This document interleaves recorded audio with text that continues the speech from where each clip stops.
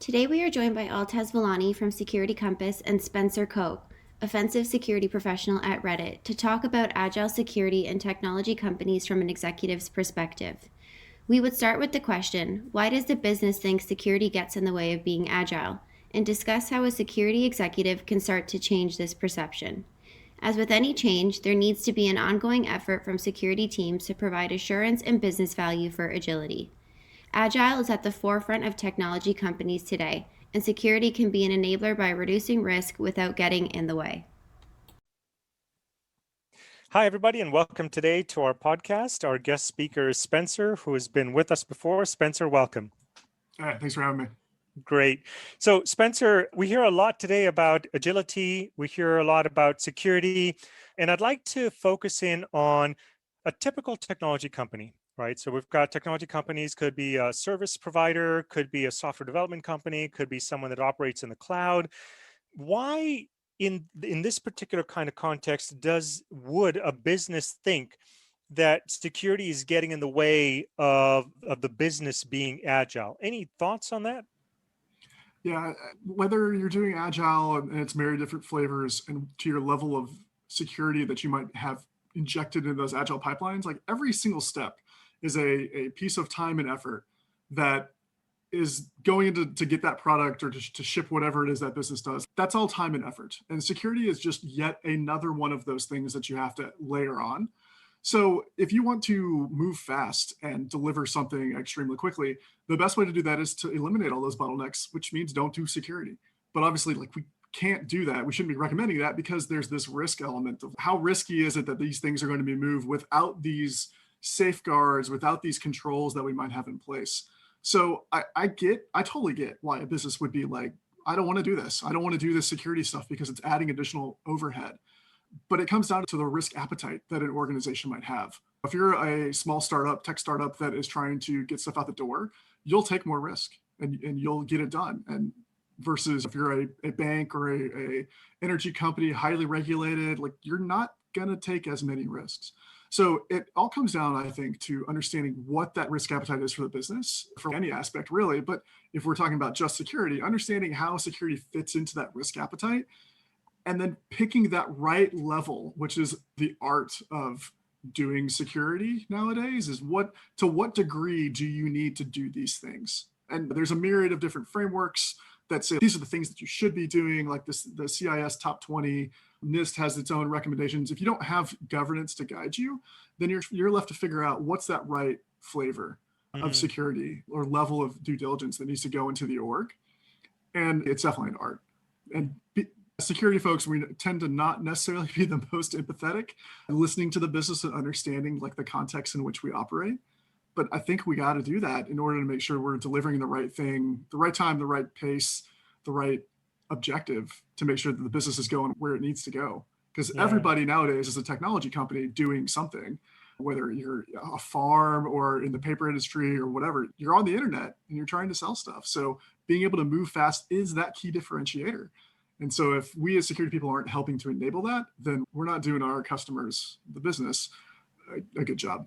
Let me ask you a question then. How might an executive on the security side, whether they come in through the IT business unit or collaborate with the CTO, for example, how might they change this perception that security is getting in the way? What are some of the techniques that could be used?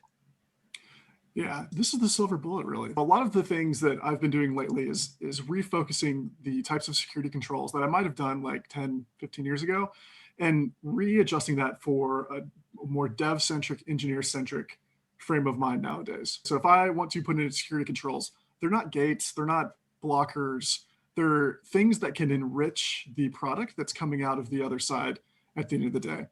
So focusing on things that are low friction, but high confidence or high ROI, even if you want to say, focusing on those is extremely important, right? And of course, there's bare minimums that we all have to do: antivirus, intrusion detection, endpoint security. Those are all like table stakes.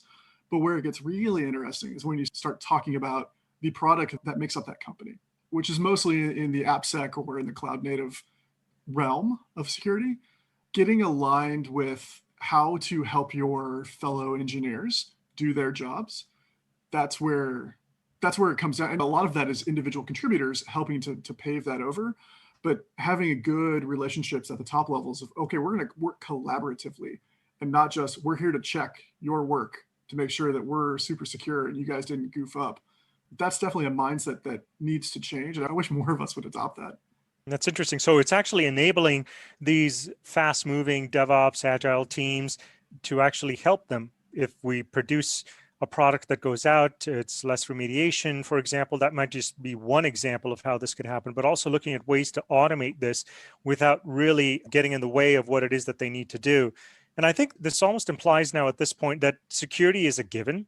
And so the requirements from a security standpoint get injected into the DevOps pipeline just as any other requirement. The fulfillment of that requirement is being done in a way that is supportive and collaborative.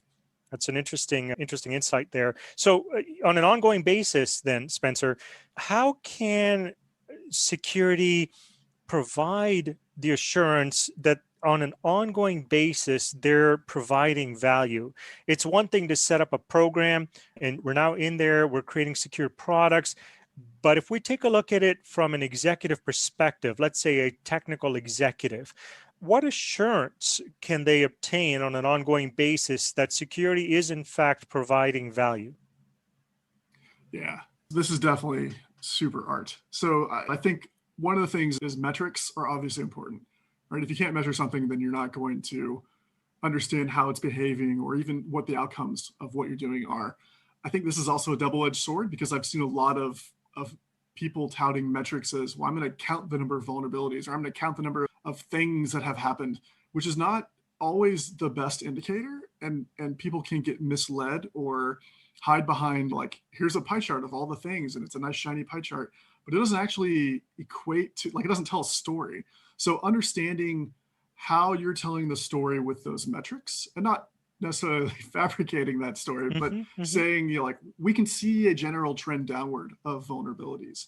We can see a general trend downward of mean time to remediation from when we detect a security vulnerability to when we're able to get it patched or ship a code fix.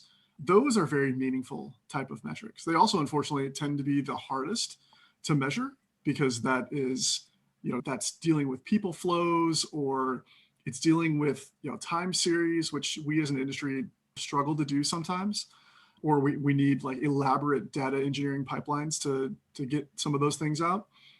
But being able to get to that type of answer for metrics, for quality, for showing that we are actually adding that value, that is extremely tricky. And it's all very dependent upon what kind of tooling we decide to put in place.